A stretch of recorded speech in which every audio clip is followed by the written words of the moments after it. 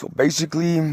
any person that doesn't seem to be coherently interacting in a relationship seems to be then utilized as a variable to input into each other's perception as a vampire, energy vampire, somebody demanding attention, somebody demanding focus, somebody demanding direction, because us, we carry a natural language. We don't have to speak. We speak with our existence. So the astral projections know this. The witches learned this through the energy reading, The mafia has learned it through the algorithm. So I'm sitting here now, right? I'm already understanding that these astral projections' entire point was to attempt to groom somebody in a particular direction by proposing the scenario, the circumstances, the opportunity, the fuel, whatever motive it is that encourages people to basically get the hell up off their asses and move, So basically, I'm sitting here and I'm noticing, all these aspects of what it is that my brain keeps wanting to revisit, because astral projections don't just dwell in our pineal gland and, visit our television in our mind and watch television, our life television, through us, like, basically for no reason, it has a purpose. Whatever you have in your mind's eye, for some reason, produces more fuel when you bring it into coherence with your heart. So, I'm sitting here literally just like,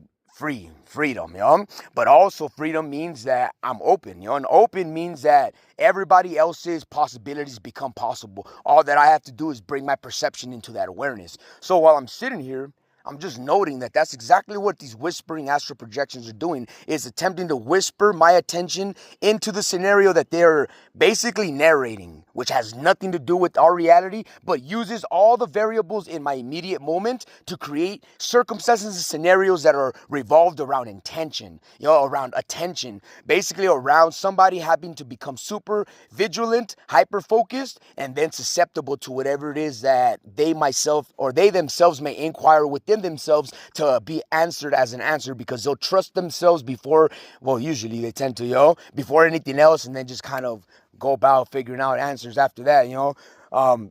whether it turns out to be an answer or not, that usually is something that's figured out after, but that's essentially, the perspective now, so I'm already understanding inhabiting spirits. I'm understanding my life, how I live in inhabiting my own body, how I have to mimic these spirits, and these spirits making me hate them, or is making me hate myself and what I have to do for myself to be for myself what I need to be for myself. So whatever people find as an excuse to draw my hate out, it's literally every reason for me to use it without the reason. It's just an excuse, because there is no reason for me to use hate unless, honestly, I feel like just comfortable enough to use it, And honestly, no one around me is within the capacity of having their psyche or their conscience affected by it, because initially that's the whole anger in society, is basically traumatize people, and then when loudness arises, they get